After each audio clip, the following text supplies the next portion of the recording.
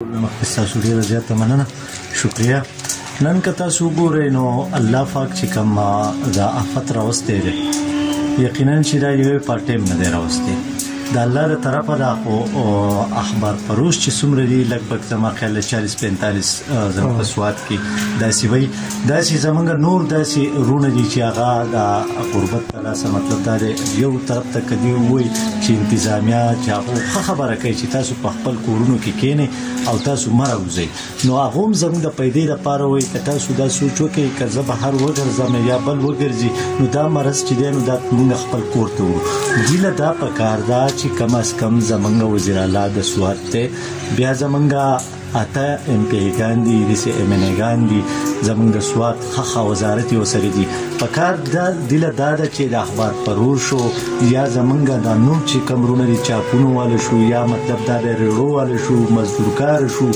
یا ګاډو واله شو څومره غریب طبقه چې ده نو پکار ده چې دله خصوصي پیکیج ورکړي چې یاره مطلب هغه د هغو ګزاره پې کېږي څنګه چې تاسو ووایئ چې یاره موږ چې کوم په اخبار کې کمې روپۍ پیدا کړې 100 ټکه پکه هغه به تاسو خوړلې ما ته پته ده که بازار ما ته کولاو هم شي که سبزي دکان کولاو دی د خوراک دکان کولاو دی خو چې زما پیدا کړي زه روپۍ نشته نو زه به دا په سهل لمه نو زما خو وروره ریکویسټ دی صوبایي حکومت ته بشنواله حکونواله پورې چې څومره لکه غریبانه خلک دی د دې سره دی پوري تور بیا ګوره فضلاکین ته ګوره هم مطلب دا دی د عوامو ترجمان هم دی بیا په دو باندې ماغه ناست دی یو مطلب دا دی چې د پارټۍ چیرمن دی د سوات بابا چې 14 کورونه دي وی ما ته چې په 15,000 روپۍ به کار وشي تقریبا 100 لک روپۍ ته جوړي نو هغه وی 2,000 روپۍ پیکیج ورکو دا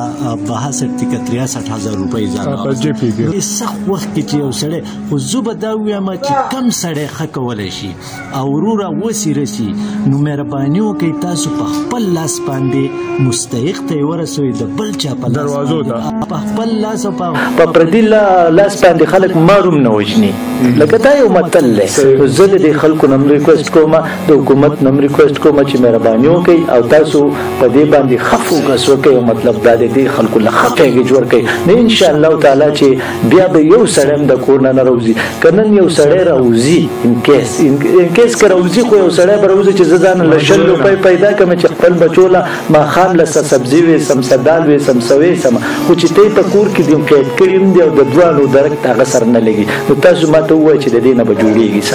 څنګه چې په بهر ملکونو کې په یورپ کې یا په دې نورو ملکونو کې خلک یې قید کړي دي خو هغو له ټایم پر ټایم چې دی راشن رسوي نغدي روپۍ وله رسوي نو دوايانې بالکل که تاسو وګورئ زموږ اسپتال چې دی نو هغه بالکل بند دی نو زه دې حریان یم چې یو سړی د هارټ اټیک مریض شي یا مطلب دا دی نور څه داسې حادثه وشي نو دی به چاله ځي چې ډاکټر نشته طبیب نشته ایمرجنسي تاسو بنده کړه مطلب دا دی او پرایویټ تاسو بند کړو نو لکه دا خلک دا مریضان به چېرته ځي لکه د دې خلکو لکه زه حریان یم چې دا څه حساب کتاب دی او څه نه دی